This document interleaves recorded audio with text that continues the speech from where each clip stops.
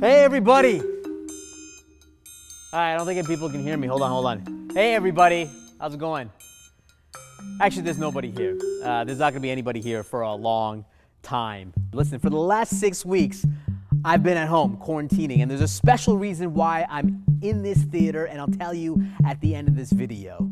Now let me give you a crazy global experiment. Shut down the economy for months. This is what we've done. And there is no AI, no simulation, not even Hollywood could have written this script. Except Contagion. They actually did write this script. To me, COVID-19 is exactly how organizations get disrupted. We get all the reports, we're seeing on Twitter, we're seeing all the news, and then we ignore it until it's at our doorsteps. This is what disruption is all about. And then it comes in like a tsunami. COVID-19 has been difficult, and that's an understatement. There are people that have lost loved ones, businesses, careers. It's been difficult. Personally, we've been blessed at home. Everyone is safe and healthy. I have 2 kids, and my 3-year-old Maya asks me every single day, Daddy, when are we gonna go to school? And it breaks my heart every single time she asks me, but luckily we've been blessed at home. And if you would have told me that I would be locked in my house, constantly trying to find activities for the kids, watching my wife Lysol every piece of grocery, seeing my son have his first-year birthday party on Zoom, and even allowing my wife to even attempt to cut my hair, I would have told you that you were insane, especially the haircut. But it's okay, it's just a little bit of blending that needs to be done. It's only been a month, but it's felt like years. And there's been a lot that's happened. NBA is suspending the season. Characterized as a pandemic. Or speaking moistly. The authority is total. At least we had Tiger King. Now, over the last month, I've been on private calls and discussions with economists and scientists and physicians and Uber drivers and truck drivers and people on the front lines, just trying to get a sense of what's happening. And the one thing that I've deducted that unites everyone is that no one knows what's going to happen. There is no playbook and there is no expert. But listen, the one thing that I do know is that hope is not a strategy. Even though we're sitting at home, we still can be thinking and preparing for the future. Nelson Mandela was once asked, how did you survive 27 years of hard labor and isolation in prison? And he said, I wasn't surviving, I was preparing. Ladies and gentlemen, I say this all the time when it comes to disruption, that winter is coming. And guess what? Winter just came. I'm coining this post-COVID-19 Corona era the big reset. Listen, there's a lot of things that are not going to change, but I'm hoping that there is a big reset. COVID-19 is going to impact every single organization and industry, and it's going to require us to reset our mindset and our strategies for the future. The big reset means taking a step back, reevaluating everything, reimagining industries, reimagining careers. Listen, my entire career, people have asked me, because I've talked about this disruption and innovation stuff for years, people are like, how do I change? How do I convince people to move forward? Well, congratulations. COVID actually did this for you. This is a tsunami that will melt away bureaucracy and hierarchy and nostalgic ideas and practices, and this actually could be the tipping point for new opportunities and for a creative and work revolution that we've been waiting for. First of all, there are no winners and losers in this whole thing. There are only losers. We have all lost. Yes, there are some industries that have done incrementally better, gaming and software and video conferencing and collaboration software. Organizations like Amazon and Zoom and Slack and Clorox and GoDaddy, yes, they've done incrementally better. But for the most part, they're still grappling with workforce challenges. There are some organizations that have done slightly better as well, and those are organizations that have been prepared for disruption. Those organizations that have been flexible and nimble, organizations that were ready for remote work and collaboration and implementing automation. And the reason why I'm bringing automation is that, listen, a robot can't get COVID. I heard a tiger can get COVID, but a robot definitely can. But for most organizations, they weren't set up for a digital world. But this is where the opportunity lies. This is the big reset. This is a time for organizations to focus on digital and innovation and experimenting with new ways of doing work. Now, the idea of experimentation has always been daunting for organizations, but now it seems like all the barriers have been lifted, and now you can go off and experiment. And we're seeing organizations try to experiment across the value chain within their organizations, trying new ways of making money, trying new ways of extending their brand experience. Let me give you a couple examples. You've probably seen this, but there are gyms and yoga studios that are offering their core competencies around fitness classes. They're doing it online. You know, myself, I've been doing this thing called Beach Body on Demand, this workout called Insanity by this guy named Shawn T. I used to do this a number of years ago, but I'm back on it. It's crazy, it's intense, and right after I'm done, this is very important, right after I'm done, I get a big bowl of Miss Vicky's. It's fantastic.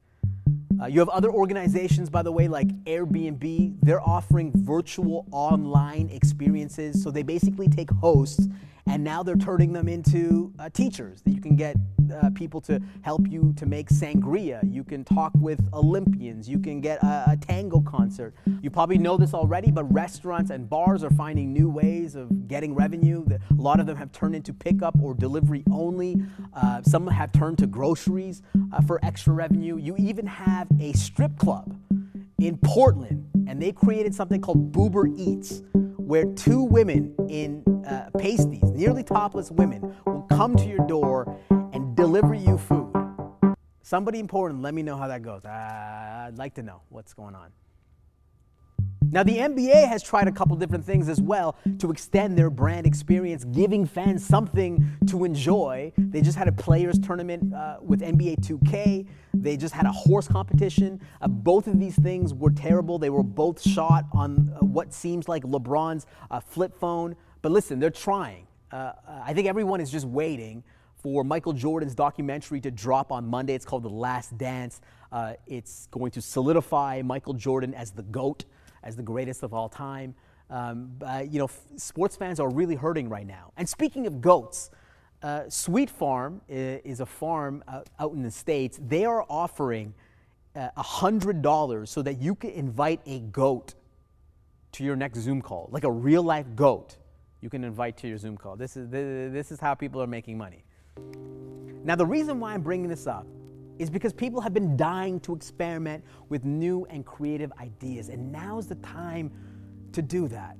You know, today we are living in a Black Mirror scenario. We are.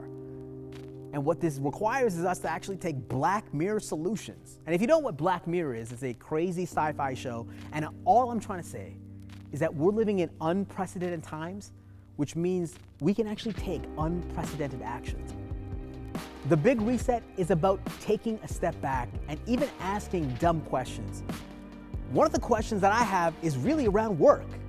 I really think that we needed a work revolution anyway. 70% of the global workforce was disengaged with work.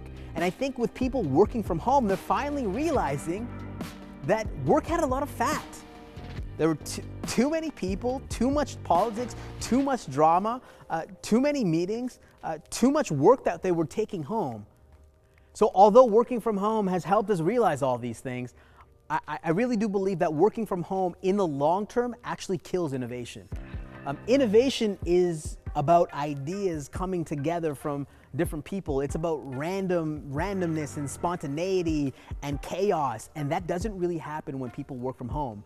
The reason why Steve Jobs designed the Apple campus where bathrooms were at the other end of the building was because he wanted to create more collisions, more magic, and to create more innovation. And the thing with working from home is that it is very scheduled, it's very timed out. If you want to have a Zoom call, it's about a particular purpose, and that's great for efficiency. But efficiency is very different from really transformational innovation or creative innovation. Now, the other big reset is related to us, and like, how are we going to change? How are our behaviors going to change in the future? I've heard a couple different narratives. One of them is that we're good with what we got. A lot of us have been working at home with our sweats, our t-shirts, no bras, no makeup, nothing, and we've been enjoying it. And we're asking ourselves, do we need more? Do we need to extend our wardrobe? Do we need to buy that new watch or that new car? We're happy with what we got. The other narrative is that people are going to go bananas after this is done. People are going to go on trips. They're going to want to eat out more. They're going to go to Disneyland. They're going to go to comedy shows. They're going to go to concerts. The truth is, I believe in all those narratives. They're all going to happen. We're going to have a spectrum of people that will want to do nothing to everything. Here's something that I do know when it comes to new innovations is that these things actually change our behaviors. And this has happened throughout history. Anytime innovations make things more convenient or 24/7 or more seamless, we can't go back. So telemedicine, online delivery, Zoom meetings, like these are part of our future and we can't go back.